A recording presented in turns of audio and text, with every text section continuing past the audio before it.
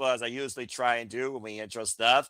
Let's go ahead and get into it. Again, folks, this is a unique post-show recap with a little bit of a statistical analysis backing it up. For I, of course, track Predictions League since 2017 for WWE, NXT, AEW, TNA, and this year, for the first time, I will be doing a GCW exhibition on behalf of the Super Labo Studio. So if you're a fan of independent wrestling or game changer wrestling, be on the lookout for forums on my X and also Super Labo Studio 2024 and the Renegade Wrestling JJ Williams X. The first forum will be out shortly once this video concludes. And yes, we are doing once again AEW, WWE, NXT, and TNA Predictions Leagues for 2026. What does that mean for predictions Post-Mortem outside WAW? Stay tuned. Good to see Dwayne Atkinson once again. Another great friend, of course, professional wrestling, damn it. And who knows, we might even bring other people in here that take part in Predictions League to give their own statistical analysis. This thing continues to evolve as we've done this now for the better part of, I would say, 5 months or so. And this is some of the most statistical fun I've had outside doing my spreadsheet. So without further ado, PapaGino, let's get right into it. Let's go ahead and take a look at the results for Team NoDQ. As you and I, doggone you, we freaking tied. But there is a couple of unique situations here where, of course, you and I were not always on the same page, but most of the time we actually were. There was actually a match that you and I both got wrong. And congrats to TJS, who got a perfect score, I think by sheer luck, considering how his brain goes. And shout out to the real Galactic in the chat. I wonder if he's a fan of Galaga Galaxian, by the way. Appreciate everybody that's tuning in again. Support PapaGino, grow his channel, grow his feed. Okay, share the stream. Suppose that. The man deserves it. Not about me, it's about wrestling. But I'm doing very well, and I hope everyone's doing well too. But again, Gino, that being said, where do you want to begin?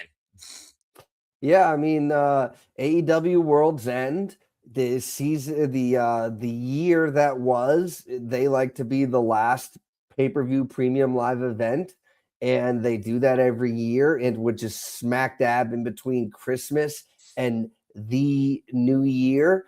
And we are doing this post Dynamite, which I thought was a decent show. I watched it from start to finish because of what has happened in AEW World's End. I thought that they made a great amount of corrections for a fair weather fan like me to be invested in the product again. So we'll just go ahead and we'll start right. We'll just go left to right.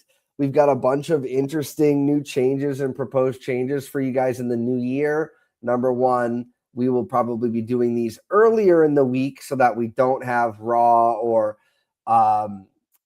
Dynamite to get in our way of what we're talking about. But we're going to celebrate this in the year as a whole. And I am very optimistic about AEW into the new year. So we'll just start off right with the grudge match. I mean, it sure looks like every single person got that one correctly. I can't see the very bottom. Okay, so Walter was the one in 14-1. Okay, so Walter, we appreciate you, Walter. One of the NoDQ guys, the Rage of Wrestling. Go check him out. So everybody, you, me, and everybody except for Walter, we predicted Darby Allin. For me, as a aforementioned fair weather fan of AEW, and now that the weather is fair, I will be watching more. There was no way they were going to give this victory to somebody I have never heard of. Sorry, at me in the comments if you want. It was going to be Darby Allin. He needs to be built up so he can finally take down but not want to end. He just kind of wants to take down Pac, but hopefully ending the Death Riders. But it was going to be Darby Allin. For me, this was probably the easiest thing to predict on the card. Noah? It's unique considering both men's mindsets and what they give the professional wrestling business and what their outlook are in life. Gabe Kidd, who was literally a Cedric Award for 3 years, nearly figured about ending himself altogether. But Hiroshi Tanahashi, of course, given new lease on life, and so did the love of the fight, especially in Shinny Pro Wrestling. Of course, Gabe Kidd following the Jon Moxley mindset when it comes to not treating this like a joke. This is a business, and this business serves the absolute best anyone can give to it. Darby Allin, though, who believes that Gabe Kidd, John Moxley do not stand for what professional wrestling needs, particularly what All Elite Wrestling was founded upon. And of course, if you're an enemy of John Moxley and Gabe Kidd is the hired mercenary, you are literally prime target number one. Not to mention the psychological warfare of Darby Allin being pushed down those steps. For me, though, I look at it like this. I don't know what the direction of Gabe Kidd or Darby Allin was at the time of this match, but I know one person's found in AEW, the other one's found in New Japan Pro Wrestling. And Darby Allin, statistically so far against the Death Riders, he is basically being them all except one bastard Pac back at Full Gear. This was a first time ever one-on-one. I figured the streak would continue and Pac would be revisited at some point since Pac and Gabe Kidd both sent Darby Allin to that inferno. So I had to go with Darby Allin here with a bloody counter pin to the finish, but it's still bloody ridiculous. And yeah, so that was one of the ones where you and I were both correct on this. And it happens less frequently than we would like it to, where we're both correct on things. You think? Mostly because of me. And the more I pay attention to the product, the better I think my predictions will be. I started halfway through the year. Shout out to Charles Schultz. Shout out to everybody in the chat room. We appreciate all of you guys, whether you're watching from Noah's channel or mine. You guys freaking rock. Speaking of freaking rocking, we got a Mixed Nuts Mayhem, which is basically a mixed 8-person tag. There's the Death Riders, the aforementioned Death Riders versus the Conglomeration, and the one, the only timeless Tony Storm. For me, this was also pretty easy to predict, but less easy to predict because the Death Riders have been a focal point of AEW television for the better part of a couple of years, it feels like now. But timeless Tony Storm, she's no longer the champion. She shouldn't be taking losses going into continue to make her look strong. So for me, it was whatever team Tony Storm was on was going to get the win, and looks like you picked the same. Noah, what made you think that was correctly going to be the winner? A tale of two stories. Claudio Castagnoli lost to Rajasthan in the Continental Classic, once again being unable to make it to the semifinals, third year in a row. And Thomas Toy Storm and Mina Shafir's bad blood, of course, with Mina Shirakawa and Megan Bain, of course, with their fallout, as both those teams, of course, were part of the AEW Women's World Tag Championship Tournament. And, of course, Thomas Love Bombs won, but, of course, the first bullet was fired during Blood and Guts, where Marina Shafir and Megan Bain forced Tony Storm to surrender as Mina Shirakawa was passed out. I look at the ongoing continued story of Thomas Toy Storm and Marina Shafir, who have yet to go one-on-one. And they were my focus here in this match. I was also waiting for Roderick Strong to beat the crap out of his wife. I knew you were going to say that, but I didn't know you were going to say it like that. Yes, they are I married. Love it.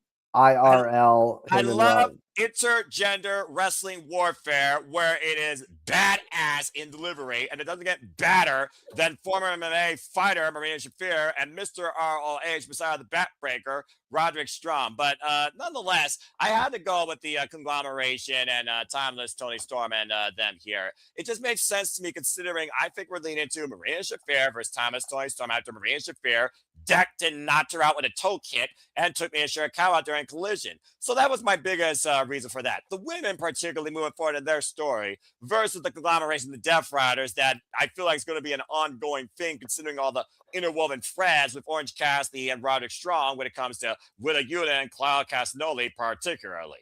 So I had to go with Timeless and the Conglomeration here. And this was a hell of a hilarious 8-person mixed endeavor. I was quite entertained by this.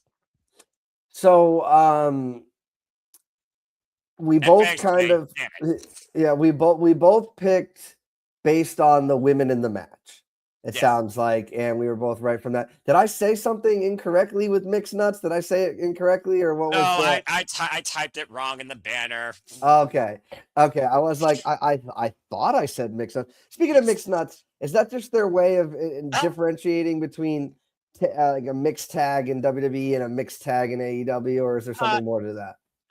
It was sponsored by something, actually, and I think that was the reason behind it, because spoiler alert, on Wednesday, they did revisit Death Riders vs. Conglomeration Tony Storm in a different way with Tornado Trios warfare. So Right. I think this was just a pay-per-view thing based on a sponsor, but nonetheless, it was World's End, it was pay-per-view, and it was mayhem as Tony Storm got swung by Claudio and Shafir mixed it up with Roderick Strong. There was a battle of the pockets when it came to lightning fast case and slow because of Shafir and Orange Cassidy. I need more information Shafir, by the way, on my screen against anybody. I love seeing her in action.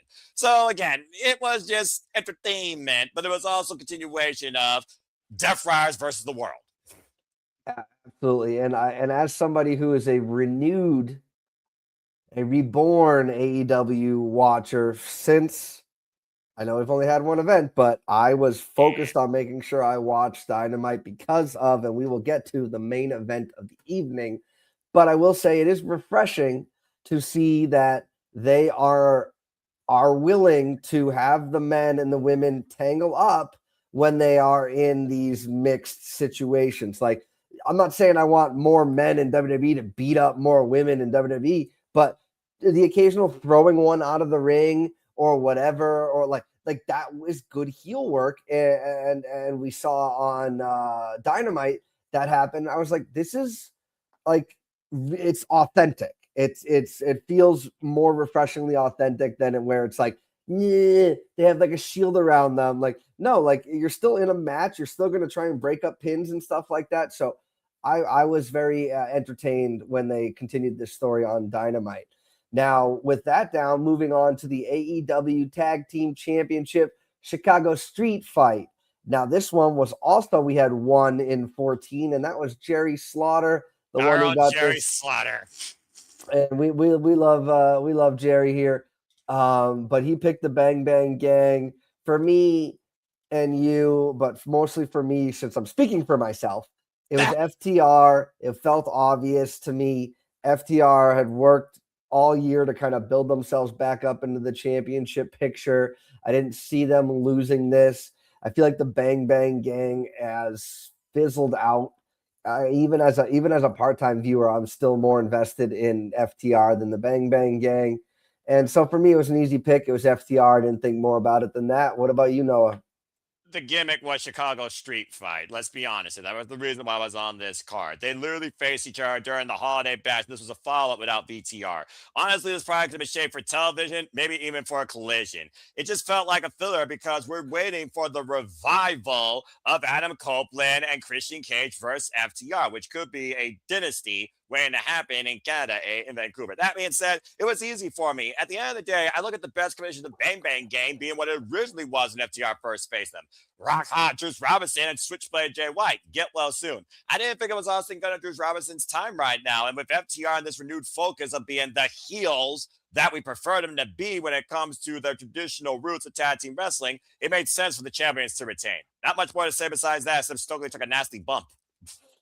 All right. Well, then we will move on. I agree with your assessment. It probably could have been saved for a regular television show. Yeah, I mean, Jay White, I'm not a big fan of him personally, but I know he's big in the storyline. And if he had returned there, maybe this would have been a higher profile thing, especially since it could have been saved for a regular television match. But it does feel like, again, somebody who's getting back into AEW, that they really do like to put as many pay-per-view matches as they can, get their wrestlers paid, get their fans, get them in front of fans. So I don't have a problem with it, even if Yeah, it was if the fun. match didn't deliver. It was pretty violent. And FTR show they can definitely get down and dirty like the Nasty Boys, honestly, if you give them a weapon. And for guys that are regular in-ring like generals, like it was nice to see, at least for me, them to step outside of that and do more street fight dirty tactics like that. So with that down, we have the AEW Women's World Tag Team Championship, and this one was 15 Unanimous. out of 15. Everybody got this one correct. And for me personally, it just felt like they're the current champs. We're going to ride into the new year with them to establish the titles for me, Monet. And as we saw on Wednesday, for me, this is the fall. This is the, however you want to consider it. This is the fall from grace for Mercedes Monet. So I don't expect her to win matches until she's then titleless and going to be challenging for the AEW Women's Championship because that's the one title she hasn't won. Aaron mentioned it on his post show from Wednesday. For me, she's going to lose everything. She doesn't need any of the titles, and they're going to have to do something to build her back up. But the AEW title is the next title I see her winning, title match that she wins. Every other title match, she's going to have the 7 guys that were holding her championships up as she entered the ring on Wednesday. They're one by one by one. They're all going to fall, and then she'll be more focused on the AEW Women's Championship. What made you think that the Babes of Wrath are going to retain?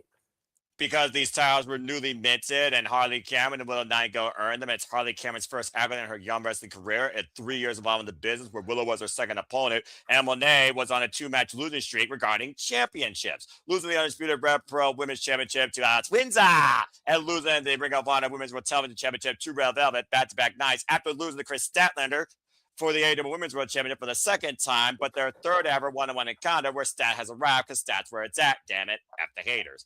For me, though, it came down to what does the future hold for Willow and Monet, where there's unfinished business with them, considering the record is 1-1. And look at the trend of Monet, it had to set up Willow versus Monet 3, and I'm so damn glad it did. So solely based off the recency of the championships and what I believe was to be foretelling, I had to go with the champions here. And at least Athena wasn't pinned this time. So again, it's 50-50 when it comes to team booking. Athena was pinned, of course, during the tournament by Harley Cameron. Willow pinned Monet. So as far as I'm concerned, Athena and Monet are done pursuing these tag team championships altogether.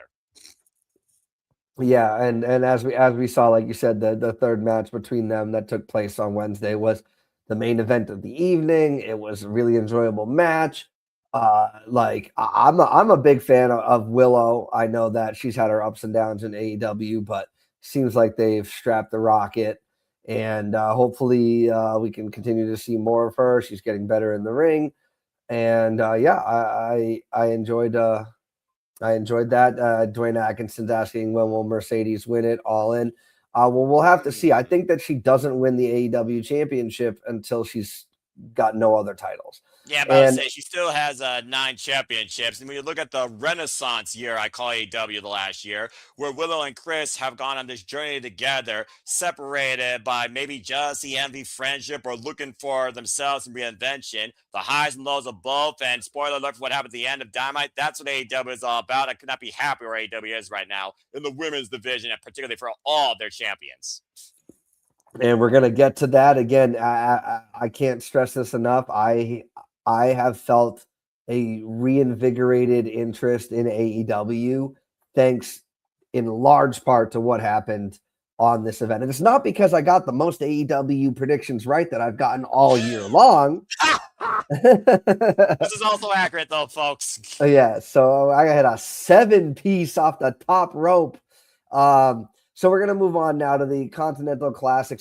Now, this is where it got choppy for Noah and I, and it looks like majority of other people as well, as we get into the Continental Classic matches as a whole. So we got these 3 matches. You see a lot of blue. The Continental Classic semifinals match with Kyle Fletcher and Jon Moxley. For me, Kyle Fletcher's the future. He should probably be winning this whole thing, as you can see by my prediction of who should win the whole thing. And I wasn't predicting it based on heel versus face or face versus heel.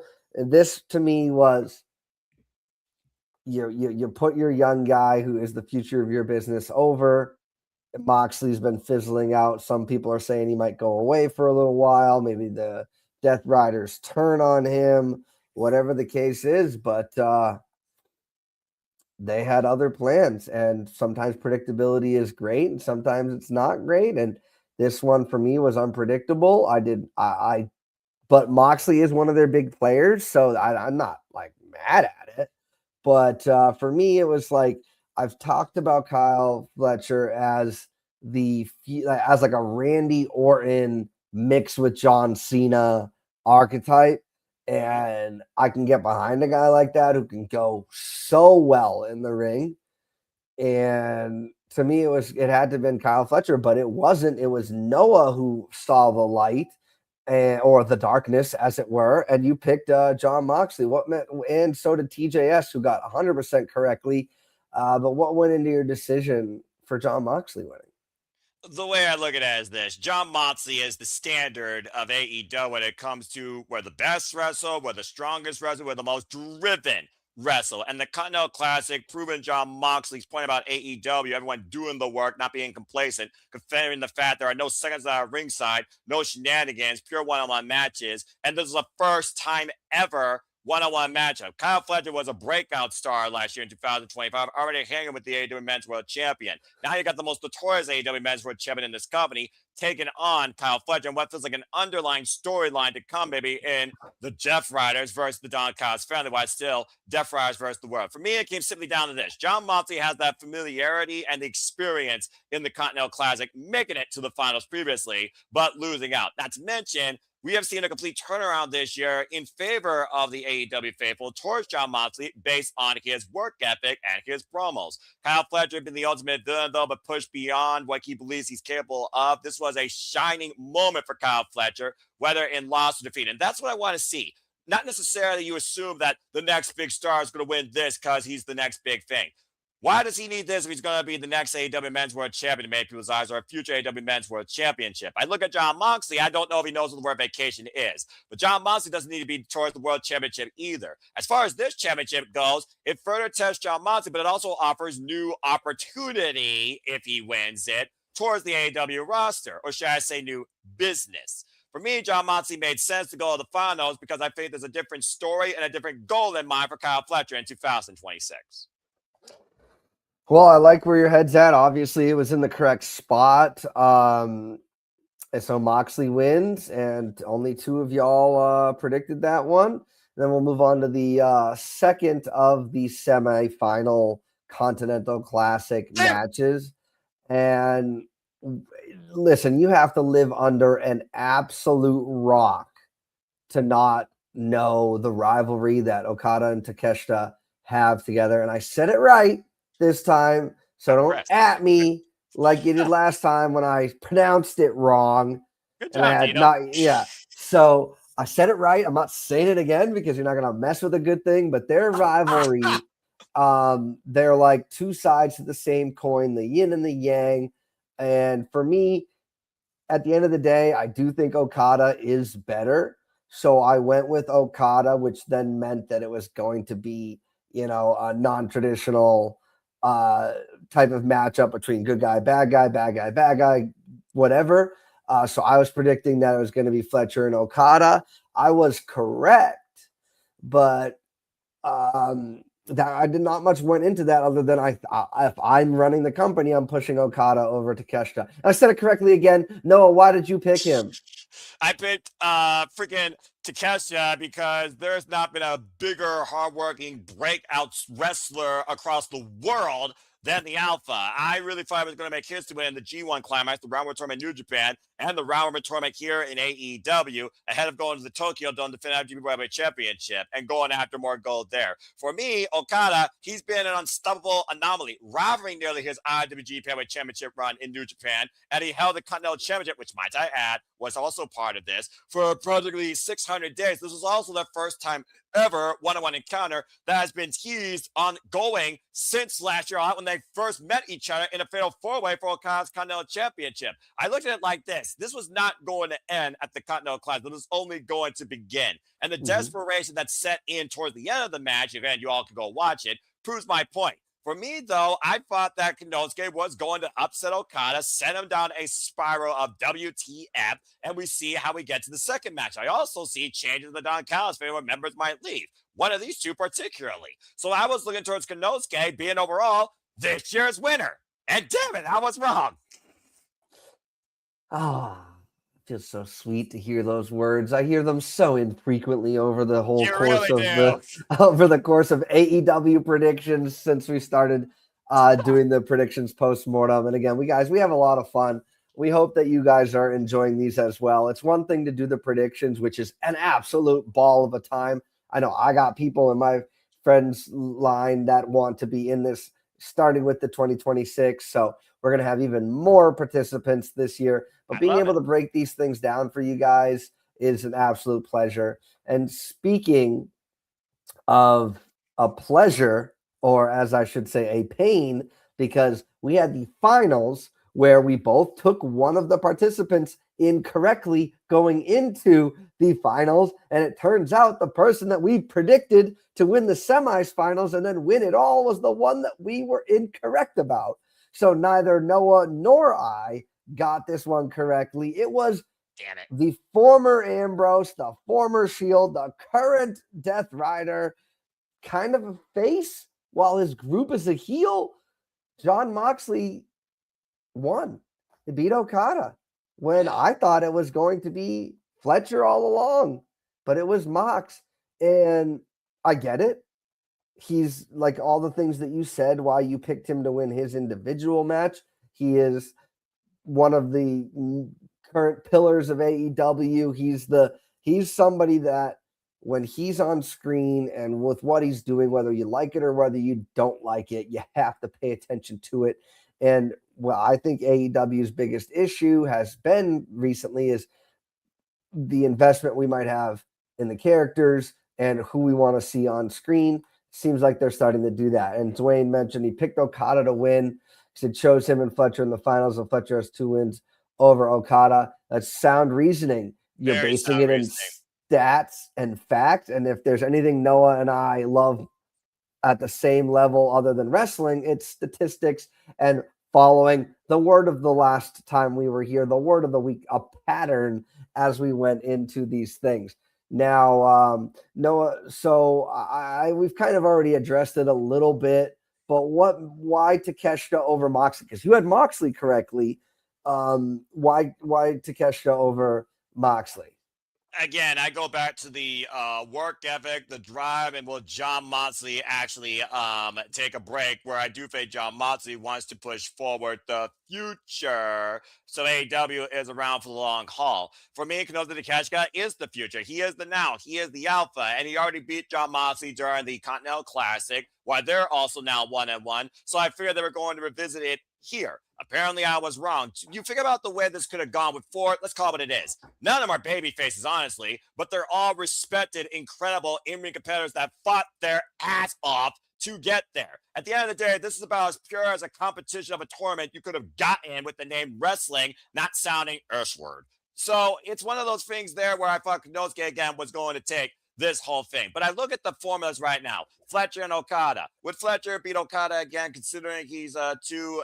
Or would Okada maybe, use the screwdriver then? With Don Callis had to fix it. Don Callis had to fix it the whole time. Konosuke and Fletcher. Protashita. Again, they haven't gone one-on-one yet since, of course, he faced him when he joined the Don Callis family. And then, of course, the match that we got here, the most unpredictable circumstance to even think about. This first time ever, might I add, one-on-one, where basically Okada, he was showing the scars and the battles of Konosuke, but Jon Moxley was a long-legged man in an ass-kicking contest, and somehow he survived.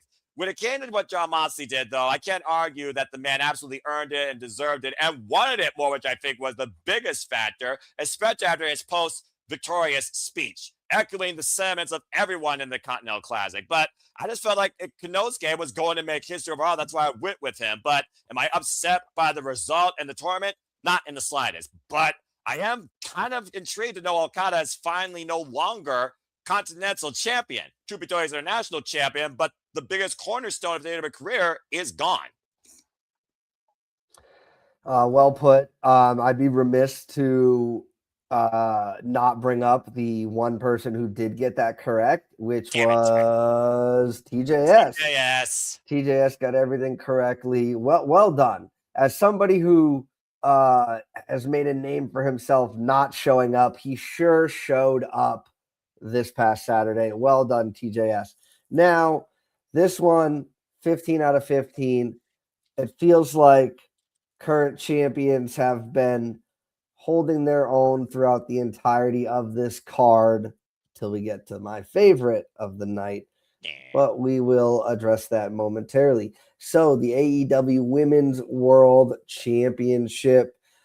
Nothing against Jamie Hayter except for her last name. Not a big fan of it personally, but stat is where it's at. She's still so new into her championship run, even though she's been on the forefront of a lot of fans' minds, whether she was champion or not.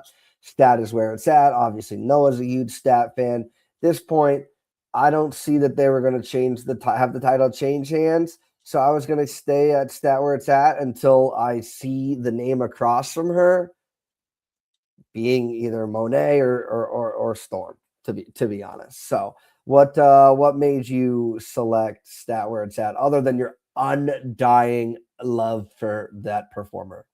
First off, I have an undying love for not only her, but many competitors in this company that I found independents that now have a bigger stage to show what professional wrestling is and what they can be for this business. These two included that I followed through AAW, Pro Wrestling Eve, and Stardom. That being said, Chris Statler, Jamie Hayter, 3. Of course, the score has stood 2-0. One took place from the Cruiser exhibition. Of course, their only other singles encounter was literally last year during the Owen. In the semifinals, Chris Statlander lost to Jamie Hayter, while Jamie Hayter's year has been a year of reformation and redemption, beating the biggest names and the former AEW Women's World Champions in order: Timeless Tony Storm, Mercedes Monet, and Jamie Hayter. Not to mention, there's a lot of similarities with these two women. Both coming back from injuries, both had it all, lost everything. They know who they are. They're trying to figure it out, but who's more focused right now to lead the division as the champion? Damn right, it's Chris Statlander. Jamie Hayter hit her hard, but it's Chris's time right now to lead forward, who has more familiarity with this entire roster,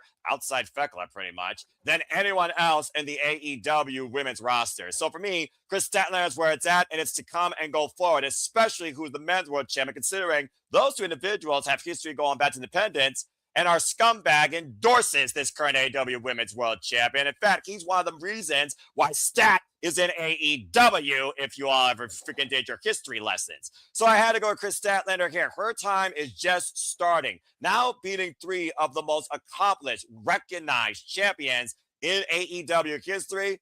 I'm just waiting for who's next, whether it's Fekla, Sky Blue, whether it's one of the new signings and high in the my world, whether it's Lena Cross, who might be rumored, whether it's somebody outside AEW. Might I add, she's facing Dakota Kai for the Eve International Championship that she also holds at Queendom, of course, in Pro Wrestling Eve. Just putting that out there. I can't wait to see her Chris Statler continue to go from here, and I think she's going to be champion for a long time. I had to go with Stat here, though, but something tells me her and Jamie Hayter may not be done with each other, and I have no problem seeing this ran back with a score as 1-1.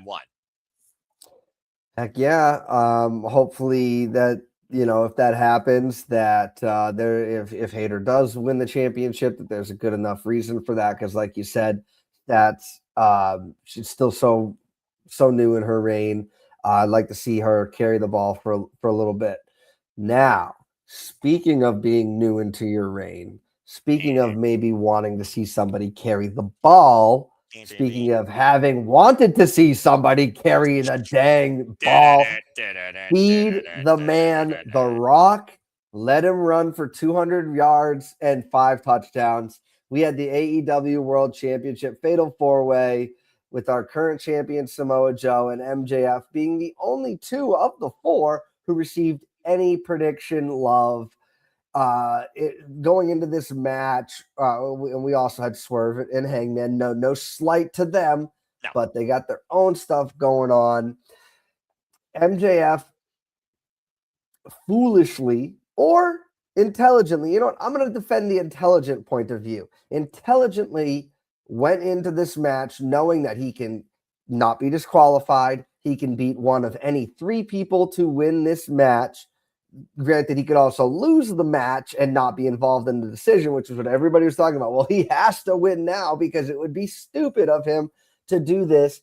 But he ended up beating the champion, getting the title. And from what I understand, they didn't want him beating Hangman for the title, so they had Joe in the little interim.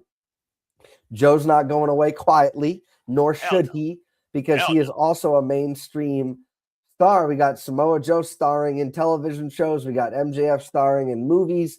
Like, push these guys that the regular non-wrestling fans actually know who exist. So MJF is our new AEW champion as of Wednesday. He has the brand new but old but new big beautiful belt. Triple B. And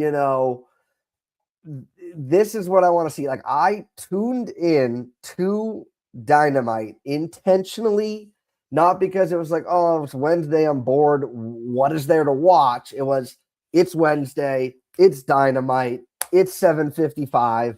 Prepare for war.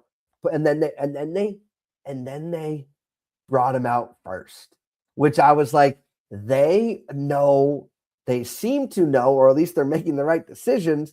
You put the person that the fans are tuning in to see. He's talking smack. They had a really good segment where he had 3 opponents in the match, but now he's got 3 individual challengers that could take him all the way into WrestleMania season. I know that's a different company, but like, that's what you want. You want to have people who you want to see good matches against, who theoretically they could beat, which MJF isn't going to lose the title. If I'm booking him, he's not losing until 2027 at the earliest. Let him go on a big reign. He even mentioned that last reign I had, it's going to look like a walk in the park, the shortest thing you've ever seen. And that's what I want. I'm still going to watch the matches. I'm still going to be invested in it, to the point where I will be watching to make sure he doesn't lose.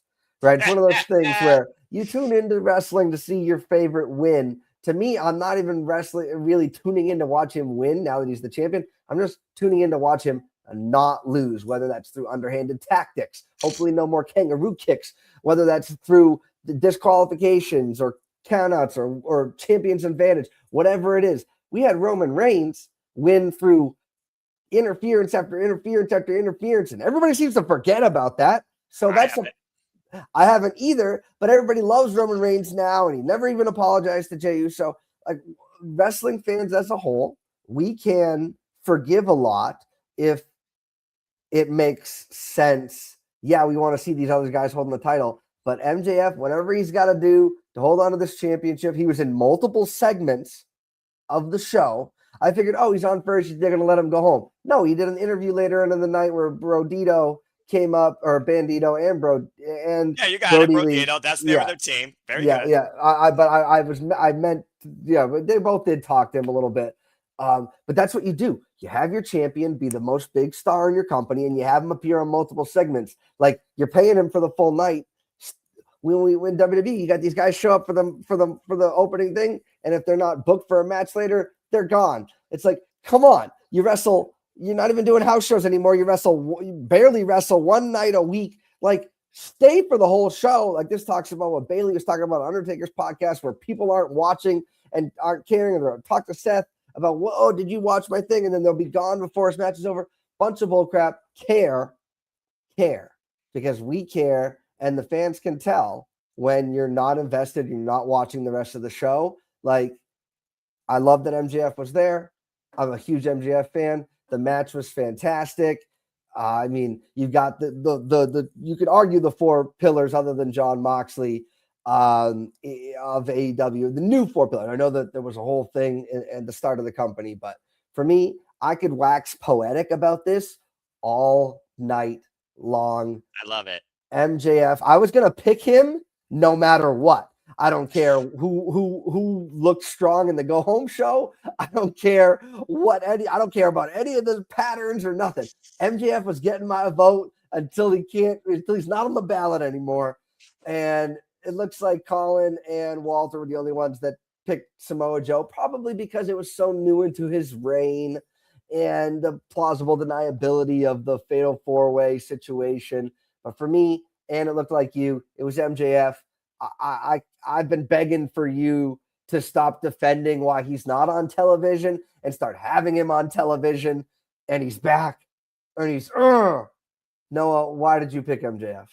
Good things come to those who wait and enjoy AEW for what it is, not your typical other big company. That being said, I love how much you pontificated and waxed proxy on why you picked that and what this means. And might I add, you forgot some other names that are already on MJF's radar, including Kenny by God Omega. That's right. And Darby Allin, the man that MJF beat with a headlock takeover. And honestly, MJF and Darby, they're kind of day one rivals if you looked at their history. So the list right now that is in front of MJF, where he's not, sweating it off, but brings so much new intentional value and chase for the AEW Men's World Championship. That's another reason why I picked MJF. I also did because when you look at this four-way match, it was a tale of three different matches and one that hasn't happened yet in AEW in someone's house. You look at Heyman, Page, and MJF. Day one, like I said, defined by the AEW World Champion since 2019. Heyman, of course, first went after it. He failed. Of course, Heyman, of course, he eventually did get the title. Most people forget about that. MJF got it later. Most people remember that and wonder why it stopped because MJF obliterated his body in the process to the point Samoa Joe took the top from him 2 years ago, technically 3 now, at World's End. And to your point, it was the man that made him lose his world where he got his world back that MJF got the pinfall on. Heyman and Swerve defining a rivalry 2 years ago. Those two were going to work together to make sure MJF wouldn't be champion or Samoa Joe wouldn't be champion. When it came to the two one-on-one, you had to consider somebody was going to have to undo the other. Callbacks to Revolution when Joe and Swerve and Heyman were involved in that triple threat. Same spot, Coquina clutch. Swerve saving Heyman this time, thus Heyman did not willingly tap out. And of course, Swerve, Strickland, and MJF had never met each other in the ring, but have met each other in one backstage segment. Key word, folks, Swerve Strickland, not Shane, the guy that used to freaking twerk for flop dollar. Sorry, did I say that out loud? That being said, it's one of those things. It's one of those things where MJF, if he didn't win AEW, your 2025 would have been all for naught, where you have reset, revitalized, and brought complete new focus for the entirety of the AEW Women's Division, with a strong foundation of a tag team division, by the way, not made up of just thrown together teams and single stars that should be going after world championships, plus the fact that we literally are on the end of 2025 and wonder who's going to lead 2026. MJF was the guy, needed to be the guy. It's not about him necessarily winning all the time with distraction or diamond ring or a person in his corner, etc. It's a renewed focus that MJF, he's better than you and you know it. And he said that clearly in that promo. Getting the hell out of Dodge where now he's turned AEW probably more violent and dangerous than ever because everybody wants the man's throat. Samoa Joe, Heyman Page, and Swerve at the forefront. If you're going to get this new feeling in AEW, bruv, and see if Will Ospreay will be his undoing, or do we push this out like they did Cody and Roman, and maybe he actually loses his hometown, you see Ospreay actually ascend 2027, to your point, or you figure out others that could be going after the title, like Kyle Fletcher, who so far has not been on the radar. Kenosi the Cash Cow, we call him the future, but so far there's 3, 4. Bandito, by the way, is the first challenger at Maximum Carnage. Darby Allin wants to get free and get back to the top. This whole year right now can be defined as MJF as Men's World Champion. In order to do that, he had to win. This was MJF's redemption, the perfect master plan. There is no other way this match could have gone, in my opinion, that would have justified the result. And again, right, like kayfabe S-word style, right? Like you're not going to have MJF when he can pick and choose his battle, pick a 4-way match and book him to lose. I would have picked him regardless. He could have been coming into this match with an active cast around a broken leg and not be able to move, and I was still picking him. I do not care. Give the man the strap. Give him a reason to stay when his contract is up. Give him whatever he freaking wants. Let him reign for longer than Roman Reigns' title. I don't care because he's going to put on great matches. He's going to deliver newsworthy, well eloquently put promos, and he's going to deliver moments that'll stand on YouTube for more views. And what kind of matches that I can't wait to call. That's it. That's all. Like I said, MJF and Chris Statlander are what AEW needs right now to completely change the outlook of the product and see what wrestlers are willing to work harder for those world championships. I can't wait to see where 2026 goes for AEW. And it starts at Revolution. But what a hell of a way to end the year, not just at World's End, but New Year's Smash for that matter, where you literally look at the cause and effect of the fallout and everything at a reset. Yeah, dude. Again, as somebody who didn't watch a lot of full shows of AEW this year and was still keeping his ear to the ground a little bit, like New Year's Smash Dynamite was great. This World's End, the decisions, and that's ultimately what it comes down to. You can have a great match, but if the wrong person goes over, especially in a company where they like to act like records and win-losses matter. MJF even said that during his promo, don't forget. Right, exactly. And so that just to me means that you got to start making some good choices. And then, they even mentioned Bobby Lashley, who's injured. He could be a challenger. Yes. Like you literally got the next year booked for MJF. And I think you didn't even name everybody. And think about the names that we named. Most of them have in-ring history. Some of them don't. So there could be up and comers. There could be other people who earn their way into that conversation. We didn't mention potentially a Moxley match. We're not mentioning half the roster who MJF could work really well with. Like if MJF's going to go in there against somebody who maybe the rest of the general public don't really know who they are and whatever, at least have him be the champion, like the same style as the Open Challenge. Like you're going to put eyes on new people, but it doesn't work that way if MJF is freaking punching down when he's not the champion against people that he shouldn't be putting over. And but I'm not going to get into that whole thing. He's a company man for now, and I think that if AEW wants to keep him, because I just hear his theme music and I'm like, hopefully WWE has somebody else making theme music by the time if MJF does come over to WWE. But like it's one of the theme songs that works. He's got the presentation, the theme song, the catchphrases, the look, the wrestling acumen, the psychology, the wrestling acumen. Keep going. I've been speaking his praises since he's been there. He's got it all, man. The only thing was that stupid tattoo when he came back. Like I was like, what are we doing? But I think if I remember correctly, lasered off. Yeah, he's since corrected that mistake. Didn't even look that good, to be honest. But I digress. What a show. What a year. Wrestling, whether you like something or you dislike something, whether you think you like a company but you don't give it a chance, whether you think you don't like a company and you don't give it a chance, give these companies a chance. We got a new year. It seems like both major companies, and TNA has got the new TV deal. Like we got a lot of good potential, keyword there, potential for the upcoming 2026. And Noah and I really look forward to being able to break down these predictions. I know Noah does a lot of the work beforehand, but then we get to relax and lay these predictions to rest. And with that, we have laid not only AEW's pay-per-view slate to rest, but we've laid the entire year to rest. Noah, take it away. Well, once again, Colin, 2025, we start as number one of a kind. I look forward to how we continue to evolve it in 2026, starting with, I imagine it would be Saudi Rumble. So we'll have to go from there. That's going to be probably an hour and a half because that's a whole different form of analysis. You consider what happened there and not just because of where it's at. But that being said, to your point, let's go ahead and see who actually won the AEW. Who was recount? Who grabbed the brass ring and broke through the glass ceiling? Who had more perfects than anyone can remember Mr. Perfect had? Let's go ahead and take a look at the results of the AEW Predictions League for 2025. First and foremost, All Out had the most, of course, with 56, while All In had 55, and Dynasty had 53 total submissions. Shout out to the 442 that submitted overall the entire year. And with that being said, we'll start with the Galaxy. In third place, it was our own Greg Aldis, by the way. In second place, great friend I know on the X, King Kieta. In first place, another great friend of mine that I know is all elite, first time in AEW League history, it was Kyle Villarma that won for the Galaxy with a total of 69 points.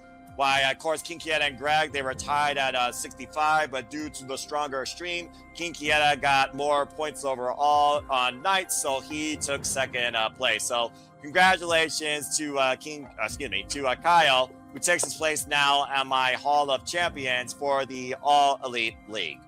Now, that being said, the team. Believe it or not, folks, NoDQ is not tribalistic. There are those that actually care about All Elite Wrestling and want to see it succeed. Hi.